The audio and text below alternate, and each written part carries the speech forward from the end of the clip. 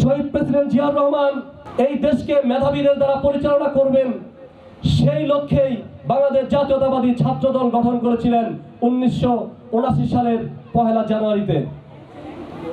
এই দেশের নেতৃত্ব যাতে মেধাবীরা আসে, কোনো দুর্নীতিবাদ চোর যাতে ব্যাংক লুটেরা যাতে এই দেশের নেতৃত্ব না দিতে পারে, সেই চিন্তা শহীদ প্রেসিডেন্ট জিয়াউর রহমান 1979 সালেই করে গিয়েছিলেন। শহীদ প্রেসিডেন্ট জিয়াউর রহমান যেভাবে এই দেশের মানুষকে ভালোবাসতেন, এই দেশের মানুষকে মহব্বত করতেন, এই দেশের মানুষের ভাগ্য উন্নয়নের লক্ষ্যে যেভাবে চিন্তা করতেন, কাজ করেছেন, ঠিক সেই লক্ষ্যেই বাংলাদেশ জাতীয়তাবাদী ছাত্রদল নারায়ণগঞ্জ মহানগর সেই আদর্শ, সেই চিন্তা চেতনা বুকে ধারণ করে, বুকে লালন করে এবং সেই চিন্তা চেতনা নিয়ে ইনশাআল্লাহ নারায়ণগঞ্জ মহানগর ছাত্রদল কাজ করে। প্রিয় সংগ্রামী সাথী ও বন্ধুগণ, আমরা একটি কথাই স্পষ্ট বলতে চাই যে নির্বাচনের আগে আন্দোলন সংগ্রামে নারায়ণগঞ্জ মহানগর ছাত্রদলের ভূমিকা আপনারা সিনিয়র নেতৃবৃন্দ দেখেছেন। অনেকেই বলে, এই কথাটা বলতেই হয়, অনেকেই বলে কেন নজরুল ইসলাম আজাদ ভাইকে ভালোবাসি আমরা ছাত্রদল। নারায়ণগঞ্জের আন্দোলনের, শুধু নারায়ণগঞ্জ নয় সারা বাংলাদেশের আন্দোলনের একটি রোল মডেল হয়ে থাকবে 2500 সেই কাঙ্ক্ষিত ঘটনা। সেটা অনেকেই সারা বাংলাদেশের অনুপ্রাণিত হয়েছিল সেই সময়ে।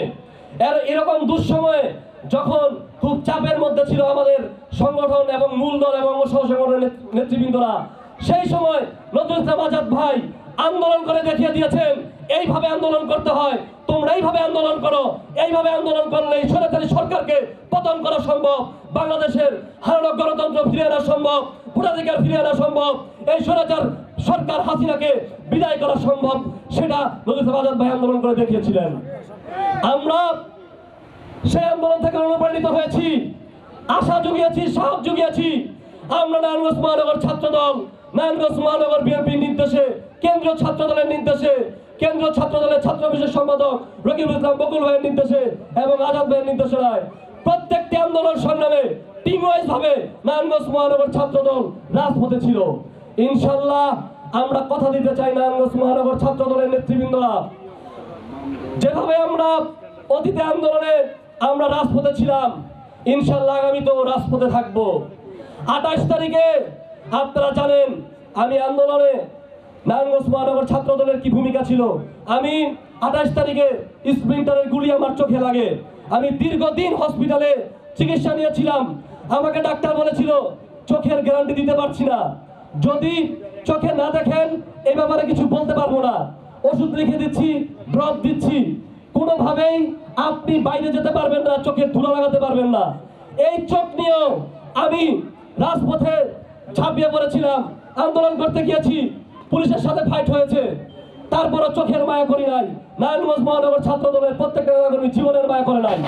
ইনশাআল্লাহ আমরা আপনাদের সামনে আমাদের প্রধান অতিথিকে কথা দিতে চাই, আগামীতে ইনশাআল্লাহ নারায়ণগঞ্জ মহানগর ছাত্রদল প্রত্যেকটি আন্দোলন সংগ্রামে প্রত্যেকটি ইউনিট রাজপথে থাকবে এবং এই স্বৈরাচার সরকার পতনের আন্দোলনে সর্বোচ্চ ভূমিকা রাখবে বলে আমি আশা ব্যক্ত করি।